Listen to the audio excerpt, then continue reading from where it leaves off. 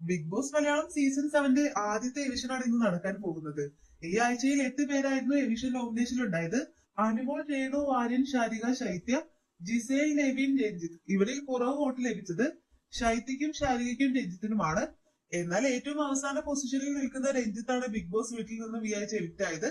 അങ്ങനെ ലാലേട്ടൻ എവിഷൻ പ്രക്രിയയിലേക്ക് പോകുന്നതിന് മുന്നേ എവിക്ഷൻ നോമിനേഷനുള്ള 8 പേരോടും എഴുന്നേറ്റ് നിൽക്കാനായിട്ട് പറയുന്നു.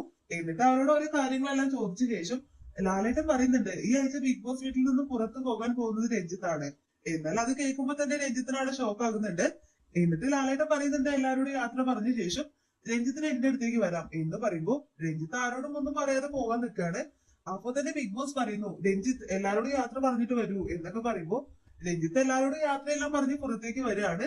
സത്യം പറഞ്ഞാൽ രഞ്ജിത്തിന്റെ ഈ ഒരു എമിഷൻ രഞ്ജിത്തിനെ പോലെ തന്നെ മത്സരാർത്ഥികൾക്കും അവിടെ ഷോക്ക് ആയിട്ടുണ്ട്. അങ്ങനെ രഞ്ജിത്ത് ലാലേട്ടന്റെ അടുത്ത് വരുമ്പോൾ ലാലേട്ടൻ ചോദിക്കുന്നു മത്സരാർത്ഥികളെ കുറിച്ച് എന്തെങ്കിലും പരാതി ഉണ്ടേ ഈ ഒരു പരാതി പെട്ടിയിൽ ഇടാം. അപ്പൊ രഞ്ജിത്ത് പറയുന്നു എനിക്കൊരു പരാതിയും ഇല്ല സാർ എന്നൊക്കെ പറയുമ്പോ കണ്ടസ്റ്റൻസ് എല്ലാം അവിടെ ഇമോഷണൽ ആവുകയാണ്. എന്തായാലും ബിഗ് ബോസ് വീട്ടിലെ ആദ്യത്തെ എവിഷൻ നടന്നു കഴിഞ്ഞു.